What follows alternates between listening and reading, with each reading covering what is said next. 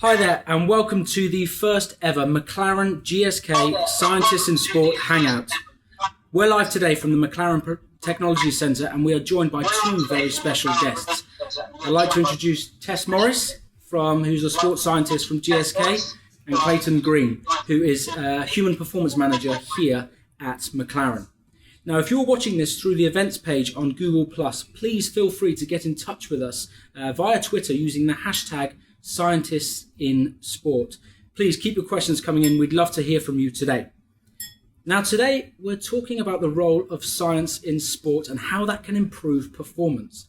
Particularly, we're looking at reaction times. Okay, so if you're an athlete, whether you're on a running track or whether you're in a Formula One car, on a racetrack, or even on a tennis court, being able to react quickly and effectively at the right time can really be the difference between winning and losing.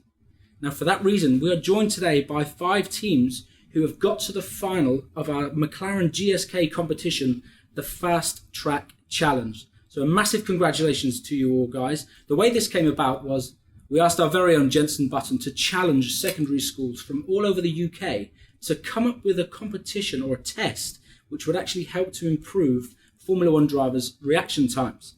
Now, I look forward to inviting you guys to the McLaren Technology Centre on Thursday, the 20th of June, where you'll come here. We'll show you all of our brilliant historic cars, some of the greatest cars in Formula One history. But the McLaren Technology Centre is really a place where science, sport and engineering come together to produce some of the world's most exciting technology. Now, how are we doing, guys? Good, thanks. Good. Welcome. I'm going to start with you, Tess, before we introduce the schools. Yep. Tess, first of all, what really excited you? What got you involved in sports science? Well, from an early age, I was interested in PE and also interested in the sciences, to a certain extent, biology mainly. So it seemed a best fit for me to get involved in sport and to do more in terms of a career with regards to sport. But I didn't necessarily want to be a PE teacher, and at the time that was kind of the main option for me. Okay. And that was what people had advised me to go towards. But yeah, being interested in science, it seemed a natural fit to try and merge both together. And at the time I didn't realise all the careers options that were open to me with regards to sports science. So yeah, it was just really interesting actually, my progression going through university and then post-university finding out about so many different career options that were available, like Clayton's and like myself now. And it was really that interest in sport initially, but then further still interest in physiology and a bit of biology and nutrition as well that got me into it. So really hinging upon science to get you back into sport almost. Yeah, definitely. And it's interesting to see how you can merge the two, and you know how background in one or the other really helps to kind of support each other. So yeah, definitely. Brilliant stuff. Thank you very much, Tess. And Clayton, you're lucky enough to work here at the McLaren Technology Centre every day. Apart from the obvious, what really excites you about coming into work every day? Well, I think it's worth mentioning, first of all, this is an awe-inspiring facility that I look forward to having you all here and showing you all around our facility, and it is incredible coming here every day. You get to rub shoulders with obviously the likes of Sergio Perez, Jensen Button, amongst others. But for me, I think what excites me most is really being part of a large team where everyone is driven to win. Everyone is focused and heading in the same direction, looking for innovative new ways that we can increase the performance of the people and the technology in order to win races and win constructors championships. That's what I find very exciting. Brilliant stuff, brilliant. So in terms of the competition, the Fast Forward Challenge, we're looking at reaction times. Mm-hmm. Tess, what is so important about an athlete's reaction time across sport? Well, reaction time can actually refer to a number of different things. So for instance, in Formula One, Clayton can kind of best explain how that works with the track and with the interaction between other cars, and all of that is obviously imperative with regards to sort of Formula One. But also with team sports, and obviously the 100 meters reaction time is pretty much determines your whole race. So being able to react quickly, for example, Bolt can react in 0.165 of a second, which to think about that is incredibly quick, and that gets him the world record, and it's that aspect of his race that he needs to work on. Whereas if you're working in like a team sport environment, Mm-hmm. you need to constantly react to the environment that's going on around you. So it's not just kind of a one-dimensional thing, like having to see something and then react to it quickly. It's also having the environment around you and knowing what is going on, having to react to maybe a ball coming towards you or an opponent coming towards you at the same time. So numerous aspects of reaction time as well can be really important within sport. Sounds great, brilliant stuff. So just bringing that back into Formula One, Clayton, how important is that within Formula One? Obviously, we talk about the drivers, but of course, you work very closely with the team who support the drivers as well. Yeah, I mean, I think reaction times in Formula One are obviously they're crucial. It's a very fast-paced sport where the difference between winning and losing can be fractions of a second. So even a reaction time, although it's such a small thing, differences in that can make a difference in our performances.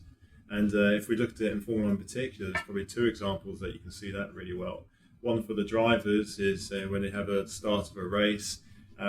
If you're not lucky enough to be at the front of the grid in pole position, although everyone has to react to the lights and still get a good start, when you're heading down to that first corner and you've got cars all around you, although you may have decided the line you want to take it around a corner, you're going to have to react and change that based on people and what they do in the other cars. And if you fail to do that, that's when you have collisions, accidents, and you can have punctured tyres, damaged front wings, and that can pretty much write a race off you just in that first corner. So the reaction times are crucial. For the guys on the pit stops, again, the time of a pit stop, we're trying to shave tenths of a second off, and reaction times can easily account for those kind of differences.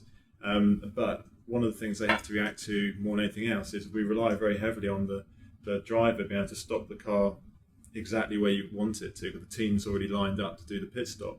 And if the driver shoots over or understops the car by 10 or 15 centimetres, everyone has to react quickly, shift their positions, and still then run through the pit stop drill efficiently and effectively. So it's paramount to us in Formula One.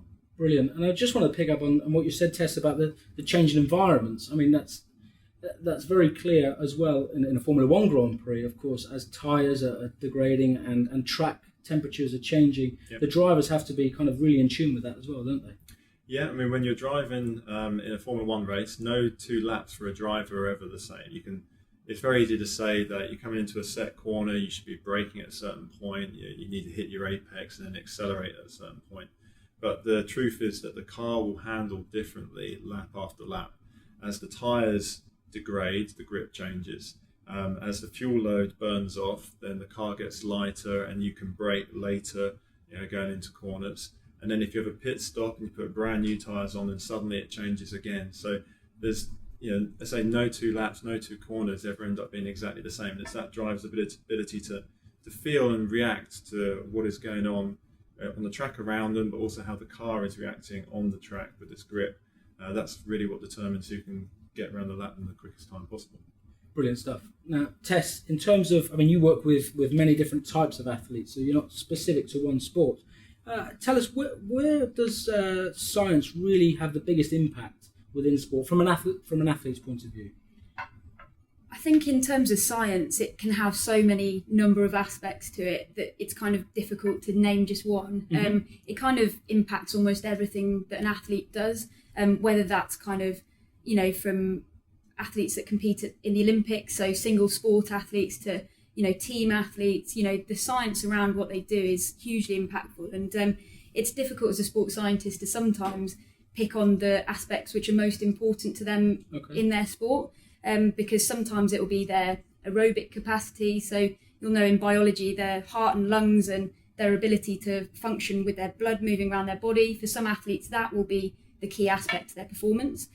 Whereas others, it might be that reaction time and it might be that ability to move really quickly, and we call that anaerobic speed. So there's so many different things that go on that a sports scientist really needs to kind of control or enhance as many as possible, particularly for an athlete that might be peaking up to an event, or like the guys might be here in terms of the drivers and the mechanics, like peaking up to a race, and that happens so many times a year in so many different conditions. Then that's the kind of elements of the race that they need to try and control as much as possible. So It's interesting. Good stuff. And Clayton, you got anything to add to that? Well, I mean, we use science a lot in the programs that we do for the Formula One guys. I mean, as said, my role is managing the human performance program. That's very much looking at developing people rather than just the technology around them. And we have a very detailed program that looks at physical conditioning, nutrition, recovery plans, and anything that we instigate with either the drivers or the team. We're always looking to science and sports science for how we can get cutting edge performance gains, and we certainly wouldn't invest our time and our efforts in pursuing lines of improvement if we didn't already think there was the scientific credentials behind that. But I mean, science lends itself really well with McLaren as a company. Mm-hmm. As we discussed previously, we are a data-driven company. We like to be able to measure and record as much data as possible to evaluate how effective any change has been that we've made.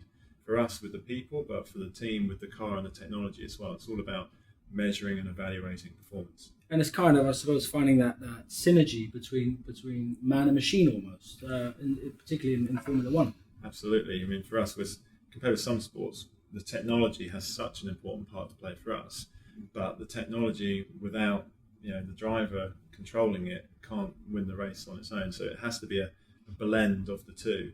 And as we've found, as the regulations have changed in Formula One and there's more restrictions on the design and engineering of the cars, the performance of the technology from one team to another is gradually getting closer and closer. So it's becoming more and more important how your driver, as that human being controlling the vehicle, what their input is, and are they able to perform at their peak, race after race after race when you need them to. Good stuff. Now we've just got a tweet come through, and once again, please share your tweets with us using the hashtag Scientists in Sport. This is from Andrea Putri. It sounds interesting.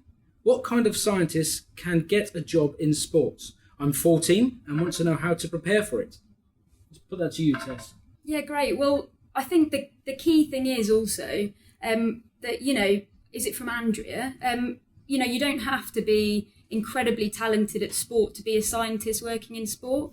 There's people from a huge number of backgrounds that actually become scientists in sport, or physiologists, or a number of aspects of people who work within the team. So yeah, I think that's really important to remember, actually, is that you don't necessarily have to be an athlete or be really good at that, but you need an understanding of the sport. So for someone moving into working with a team sport or with a single athlete sport, or even in Formula One, as Clayton's just demonstrated, you need to know the sport really well. Mm-hmm. So he needs to know things like the fuel and the braking speed, because it affects a human performance. And I think that's key for anyone hoping to get a job within a certain sport, is just knowing it inside out, and then you can hope to affect performance and nutrition. So yeah, I mean, what I would say is keep working really hard at school in terms of the elements of science that can help to build that knowledge base. And then once you've kind of got that, then you start to specialise. So Clayton and I would have sort of gone through the sort of base knowledge that everyone else has to go through, and then start to specialise in certain different areas. So yeah, keep working hard at school, because it is really important at the end of the day. Great advice there. Right, what we're going to do now is bring in you guys from the school. So I'd like to introduce Heathcote School from Chingford in London. Hi guys, how you doing? Yeah, good. Give us a wave. We've also got Chew Valley School from Chew Magna in Bristol, Pinewood from Bowerton in Swindon, and we've also got Waldegrave from Twickenham. How are we doing, guys? Well, good to see you. Thanks for joining us. Okay, we're going to go to Heathcote School for your very first question. Please put your questions to the guys. Is the test designed by the winning team definitely going to be used by the McLaren on the racing team? So is the test designed by the winning team definitely going to be used by McLaren on the racing team, Clayton? You're under pressure now. It depends if it's good enough. No, when we have a number of tests that we currently use for the team, the drivers, looking at a whole number of different components that we're interested in their performance. But we're very open, to any kind of science or input. So if the test does measure what we require, or an aspect that we think would be useful in the integration of the tests that we do, then there's absolutely no reason why we wouldn't be including it. It's very much a research and development sport, this as well. You're never really at a final destination. So if there are new technologies, new ways of working, which can be introduced, surely they can be applied. Makes it, yeah? Yeah, absolutely. And I'd also add to that actually sometimes once you're in an environment and working within a sport, you can often sort of just, get really focused on what you're doing. So, ideas from guys like yourselves really help with those kinds of things. And I'm sure Clayton would agree that, any idea is a good idea in terms of, what people can bring from it. So, yeah. Absolutely. Great question. I believe you've got another question there. Do you want to put that one to us? Do you think we will be downgraded if only one person presents the presentation?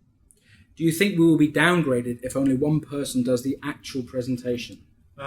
No, I don't think that that will make any difference at all. I mean, obviously, at McLaren in particular, we have a big team that supports the drivers, not just at the races, but it's massive companies here of people all working together for the same thing, and we do appreciate good teamwork. But for the purpose of the competition, if it's a great presentation, then it wouldn't matter to us whether it is delivered by a group of people or one individual. Good advice. Tess, anything to add to that? You're not on the judging panel for this, Ali. What do you think, working with solo athletes as well as athletes in a team sport? Yeah, so I think I'll leave the judging to Clayton. It sounds like he'll do an excellent job there. Good answer. But yeah, it's a shame I can't actually see your presentations. I'm sure they're brilliant. And just to sort of reiterate what Clayton said, really, like often it's the case that two heads or numerous heads are better than one. But if it's the scenario that one person does it and they're phenomenal at doing it, then I'm sure that'd be great as well. So absolutely, and best of luck to you. So we're going to head over now to Waldegrave School for Girls. Girls, have you got your first question for Clayton and Tess, please? Do the McLaren team do any reaction speed tests at the moment? If so, which is the best one? So speed tests. Do we do any, and which ones, and if so? Yes, we have a combination of tests that we do currently.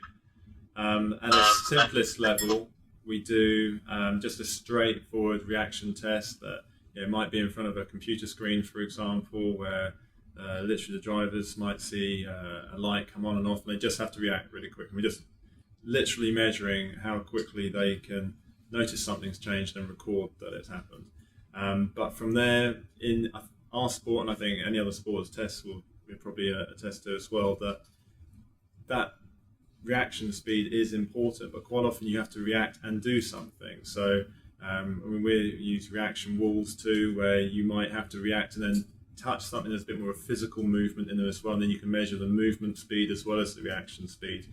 We do a lot of work with speed ladders as well, looking at lower body like speed and coordination, and then we do drills that make them react with that.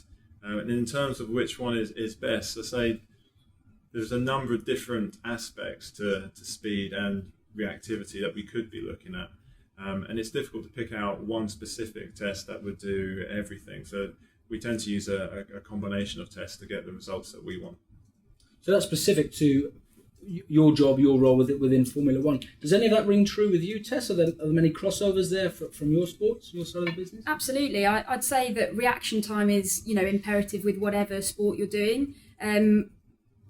Just the same as Clayton just mentioned there's so many different levels of it as well. So you can do a very basic test whereby you have to sort of react to something, and it's very sort of it's very one-dimensional in terms of you get the input and you have the output straight away. Whereas in other sports, it's obviously not quite as simple as that, and also you use a number of different sort of aspects of it as well. So, for example, you'd have like with NFL in the US, you'd have maybe more of a audio reaction. So you'd have to react, and the same for rugby as well, actually, if you're a fly half, having to react to the calls that are being made and having to process that quickly and then having to make a decision. So that in itself kind of adds another dimension to it. And then obviously you can actually break that down to practice different sides of it. So as Clayton mentioned, you can kind of do that in front of a screen.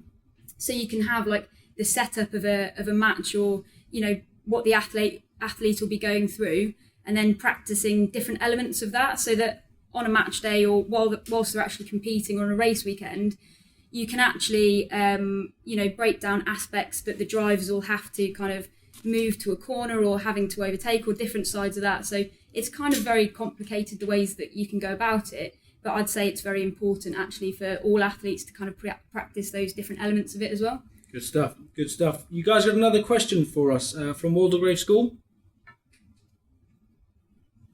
Did team members have a required reaction time?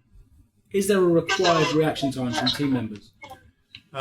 Not as such at the moment. I mean, if we're looking at members of the pit team, for example, then certainly quicker reactions would always be better for any of them. But there's certain roles and certain positions within that pit stop where it would be more advantageous to have quicker reaction times.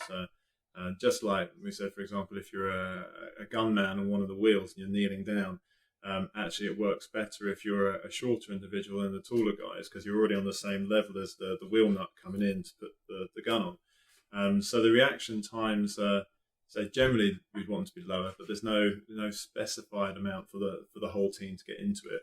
Plus, once we measure them, if we need to improve them for a person, then we've got techniques and methods that we'd employ for that. The quicker the better, really. I think it was implying that we should be on the guns on the pit stop, don't you think? Absolutely, yeah. Clayton, you shouldn't I'd be. be rubbish. Thank you for your questions there, ladies. We're going to move on to Pinewood School. Hi, guys. What are your questions? At the moment, how do you train your F1 drivers? How do you train the F1 drivers? Well, the F1 drivers, for their kind of physical training, if you like, there's certain characteristics that they need. I mean, we tend to use a broad analogy that they need, kind of like the endurance of a marathon runner. They need the speed and reactions of a fighter, and I like to drop in. They need the kind of like the mental skills of a chess grandmaster. But everyone takes the mick at me when I say that. But no, we have different ways of training them. So in terms of their fitness, they need to be very cardiovascularly fit. So we do a lot of kind of running, cycling, rowing. It can be any kind of activity that they enjoy that really gets their heart rate going a lot. We do a lot of resistance training, strength training, particularly for the neck, shoulders and arms, which are unsupported in the car. And then, as we're talking about here, there'll be a lot of kind of speed and reaction work to keep the whole nervous system fired up and reacting quickly to anything that they want to do when in the car. What about for you, Tess? Is that the same sort of scenario within your sports? Yeah, I think you've always got to pick the aspects or the key parts which are going to be most beneficial to the athlete's performance, and then start sort of working along where I think they call it, marginal gains. Where can you, really grasp those additional aspects which will kind of really help to sort of boost the athlete's performance. So, yeah. And I suppose you can always train pre-season almost, but it's about maintenance throughout the year. Yeah. Yeah, for us in particular, pre-season is our best time to really make a huge difference. And then the season is so chock-a-block with travelling and races that it becomes a maintenance program at that point onwards, trying to help them recover between races. Absolutely. Great question. And you have another question for us, please. Does your training procedure also include pit stop team? That's a great question. Does your training procedure also include the pit stop team? Yeah, and we have a huge program of support that's dedicated to not just the guys that do the pit stops, but it could be the engineers as well, anyone who has to travel to the races. The pit team has to perform the pit stops, and there's certain movements and characteristics that they require for that. But to endure a Formula One season, you fly into so many different countries that it can really take its toll if you're not as fit as you could be. Good stuff. And supporting teams in your sports, same sort of thing? Managers, football managers, do they get put through the training? Or? Yeah, probably less so with football managers. I think there's a couple that possibly aren't as fit as they could be. I guess just from a health perspective, it's obviously beneficial that they are as much as possible.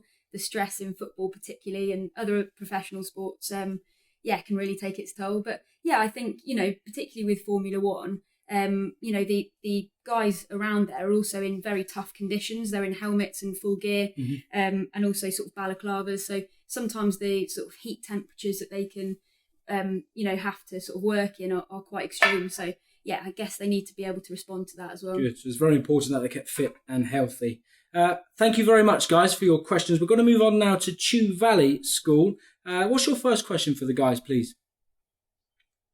Do men and women have different reaction times? And if so, who is best? Do men and women have different reaction times? If so, who's the best? 2 versus 1 here, Tess. I'm going to put it to you. Yeah, I think I'll answer that. So just before here, I was actually looking up the reaction times, and clearly, one of the best, ways to analyse reaction time is a 100-metre race. So, as I was saying previously, the start or reaction time can actually determine your whole race. And so I was mentioning earlier, Bolt obviously has a very quick reaction time, and the women race 100-metre runners are also very, very similar. In fact, I think the quickest reaction time was actually from a woman. So I'll leave that there. I'm not going to argue with you. On that one. What's your second question there, please, guys? Is your reaction times inherited or learned, or can it be both? Is your reaction time inherited, learnt, or can it be both? Yeah, I think I'll answer that again. So I guess like all attributes, whether that's physical, mental, or whatever else, you're always kind of on a bit of a scale in terms of your genetics. So, some people will be sort of have genetically better reaction times potentially, or their sort of upbringing will have sort of allowed them to do that. Whereas I think everyone can improve on reaction times. It's one of those things, your cognitive functioning, that is kind of often ignored, I guess, in professional and elite settings, just because it's very difficult to be able to train. So I think everyone has that ability to be able to improve further. And as I say, like genetically, or, some people are predisposed as to everything, that they're going to be slightly quicker, I guess. Brilliant stuff. Guys, incredible questions. And I think we covered a whole scope of angles there. So thank you very much for that. We've just had a couple of questions come in now from Twitter, again, using the hashtag Scientists in Sport. What are the guys' backgrounds in sport, and how do they get involved in motorsport? Not necessarily involved in motorsport yet, but what's your background, Clayton? Well, I always enjoyed all types of sport, and to be honest, motorsport wasn't something that I had a massive background in before I came to work at McLaren. But I was always very big into football, rugby, cricket, mainly team sports, to be honest, rather than individual pursuits. And that carried on through university and after. But it was only really when I came to McLaren I really started to appreciate motorsport as a proper athletic pursuit in itself, as my understanding of what's involved really improved. And it definitely is a sport in its own right. Brilliant stuff. And Tess, you got anything to add to that? Yeah, I mean, it was the same scenario for me, really. I just enjoyed all kinds of sport when I was growing up. And then, for me, when I was kind of, 14, 15, maybe in your position, I kind of knew that I really wanted to study sport and exercise science, and that gave me the basis to then move on kind of elsewhere. So, yeah, I guess that was my background. Good stuff. And we've got one more from Matt Budden. I'm a university student.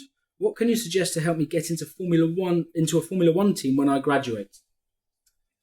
I suppose it depends, doesn't it? It depends what you want to do within a Formula One team. But I think it's one of those things where if you're interested, then it's always worth approaching the team. Drop them an email. Send a CV in, say that you're interested in a career in Formula One. It happens to us quite a lot, and quite often, if people look promising, then we get them in, we'll have a talk to them, and see how we could steer the path that they might take to eventually get into Formula One and realise their dream. Absolutely. Don't be afraid to write CV, write a letter, because they do get read and they do get responded to. That's brilliant stuff. Just a quick question we got sent in earlier from a 6-year-old chap called Toby, who said, how do you make sure your reactions are fast enough to cope with a car coming towards you at high speed? Yeah. Now, I don't know whether he's talking about on the M25 or whether he's talking about in a pit lane, being the front jack man. I'm pretty sure that's what he's talking about. How would you suggest that? Well, if we're talking about the front jack man, then I'm not sure their reaction time's ever going to be quick enough to get out the way of the car if the driver fails to stop for any reason. There's a huge amount of trust placed by the team and the driver that he will get into the pit box accurately and stop accurately. And if he doesn't, you just need to move very quickly to get yourself out of the way. And as sometimes you see on TV, it doesn't always happen, unfortunately. No, it doesn't. And I think actually, Toby, something you need is a lot of bravery to be the front jack man. Absolutely. In Formula One. Okay, guys, we're just going to wrap up now. Now, we're welcoming everybody to the McLaren Technology Centre next week, next Thursday. Tess, the guys are clearly going to be nervous. Do you have any advice for them on how they can kind of settle their nerves, get themselves as prepared as possible for visiting us in the final?